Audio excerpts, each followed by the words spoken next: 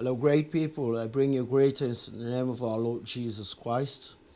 I'm yours, Mark Martins, writer, author, Bible teacher, a societal development advocate.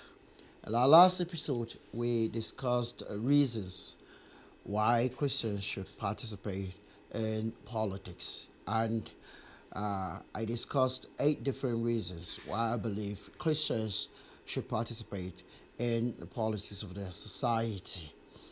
I would like to look at another topic today, which has to do with how. I just want to discuss some of the ways that Christians can participate in the politics of the society.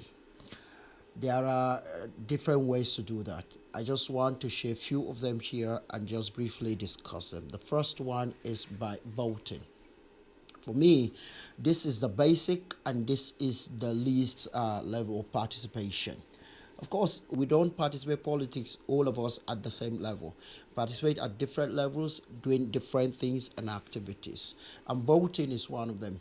And I believe voting is one way that almost every Christian, as long as you're an adult or you've reached adult age, yeah, you should be engaged in. You should be engaged in. You need in Nigeria. You need to get your permanent voters card, so that you will be able to vote. And of course, that means to get your permanent voters card means that you are of age. You are 18 years and above. This is the first way that we can participate in the politics of our society as Christians. When we go to the polling unit and cast our vote, we are saying that we are participating in deciding or in the decision that brings about who rules over us at the state level, at the national level, at the various constituency level, at the local government level. We are participating in the decisions that that bring about those who lead us. The second way we can participate in the politics of our society as Christian is by participating in political town hall meetings or public hearings. Town hall meetings are being held and they are being organized. Yes, we can participate in these town hall meetings and public hearings. Also, Christian politicians that are involved in partisan Christians that are involved in partisan politics, who are occupying different political offices, can also take the initiative organizing these town hall meetings. As a councillor in your ward, you can organize town hall meetings on regular basis. It may be on quarterly basis, maybe on it may be on annual basis. But these town hall meetings are opportunities, are platforms by which people interact with the political leaders and political stakeholders. They interact with them on the progress and the development of their communities and of the society at large. So Christians should engage, should participate in these town hall meetings and also in public hearings that have to do with politics of our society. Another way we can participate as Christians in the politics of our society by mobilizing support. We can mobilize support and raise support groups for individual political candidates, political aspirants. You see someone contesting for governorship. You see someone contesting for state House of Assembly as a member, contesting for the membership of state House of Assembly, and or membership of the Federal House of Reps. You can lend in your support for that person, and also we can raise support groups for these individuals. But when we do that, we are showing solidarity around that candidate, and we're also showing that we are concerned about who leads us and who takes over leadership positions in our society. Another way we can participate in the politics of a society is partisan politics. Partisan politics, here you register with a political party and then you involve in the meetings and the decision making processes of that political party. You see, it's not every Christian and it's not everybody that can be involved in partisan politics, but some of us are needed in partisan politics. And here I encourage Christians to belong to different political parties. Don't team yourself. I mean, Christians shouldn't just team themselves in PDP or in APC alone. Christians should be found in APC. Christians should be found in Labour Party. Christians should be found in ADC. Christians should be found in PDP. Christians should be found cut across the different political parties that we have in Nigeria. When you belong to those political parties as members, registered members, card carrying members, you will be involved. You'll be carried along in the decision making processes. And in fact, to a certain degree, you will influence the decisions about which aspirant or which candidate the party gives their ticket for a particular political position when time comes for primaries at the party level. So it's important that Christians are found in participating in partisan politics. Another way is running for office. You may be registered with a political party, but not necessarily for the purpose of running for an office. Yeah, not all of us can run for office, but some of us need to run for office. Different political offices, you should run for these offices. And this is another way of involving or participating in the politics of our society. The sixth way that I want to share here is political consultancy and lobbying. I understand that this is not always found in our society.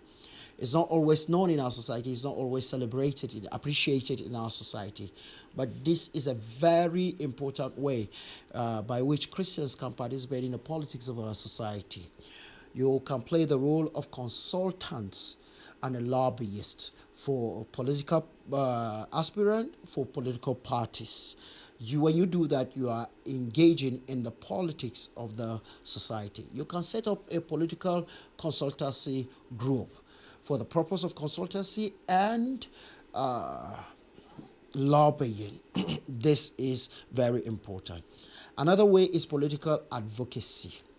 This has to do with speaking out, addressing political matters on behalf of the less privileged, on behalf of the masses, on behalf of those who cannot speak for themselves.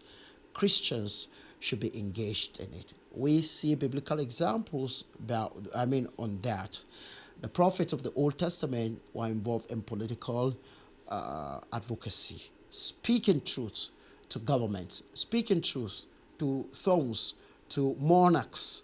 This is political advocacy. Christians are needed in this area of political activities in our society. Another way we can participate in the politics of our society is by creating political awareness and political education.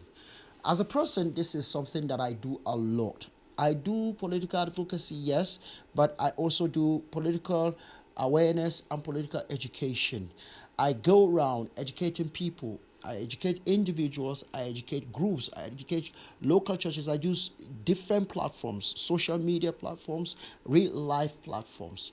Churches invite me and I go and deliver talks, deliver teachers, deliver lectures. I'm invited to conferences, programs. I go to campuses. All I do is to educate people politically, educate especially Christians, educate them politically. This is very important. We need many people in this area of political participation in our society. We need many Christians because, yes, there is a teeming number, more and more increasing number of Christians that are engaging in the politics of the society in Nigeria. But one thing is missing. Most of these participation are done without sufficient knowledge, without sufficient understanding. This is where political awareness and political education comes to play. People need to be educated so that they will involve in politics intelligently, knowledgeably, and in a well-informed manner. Another way to participate in the politics of our society is through political campaigns. We can join teams with political aspirants and political parties. Whether we are registered with a particular political party or not, we can join in the campaigns in political campaigns, helping certain political aspirants campaigning for them. Christians are needed in this area. Again, we can participate in the politics of our society through financing and funding. Yes, this is very important. And I have come across in my walks of life, going around places, creating political awareness among Christians. I've come around Christians who are interested in politics, but one of the challenges they are encountering is lack of funding. You can be a political financier if you have the money. But even if don't have the money, you can be a fundraiser. Yes, you don't have to have money to be a fundraiser. Even if you don't have money, you can mobilize people to raise funds that will be used in sponsoring or supporting political candidate or political aspirant. This is very important. Christians are expected in this area. Another area, and probably which is the last area of political participation that I want to share with us here, is holding public officials accountable. I know this is lacking in our society, and Christians are lagging behind in this. We need to map our strategies how to hold public office holders, political leaders, government officials. We need to map our strategies on how to hold them accountable. If someone is serving as our senator, we need to hold him accountable based on his primary role as a senator. Someone is representing us at the greenhouse of the National Assembly. Yes, representing our constituency, we need to hold him accountable based on his primary role as the legislator in our country. The same thing, our governors need to be held accountable. Ward councillors need to be held accountable. Our local government chairman needs to be held accountable. This is very important. So far, these are ways that I feel Christians can participate in the politics of our society. I believe there are more ways. Please, I beckon on you to share those different ways in the comment section. Freely share them. It is good that we spread this news. It is good that we spread this education to as many Christians as possible. When you watch this video, share it with others so that they too will watch and be educated, be enlightened. Thank you so much for following. And again, thank you so much for subscribing to our channel. See you in our next episode. And until then, remain blessed.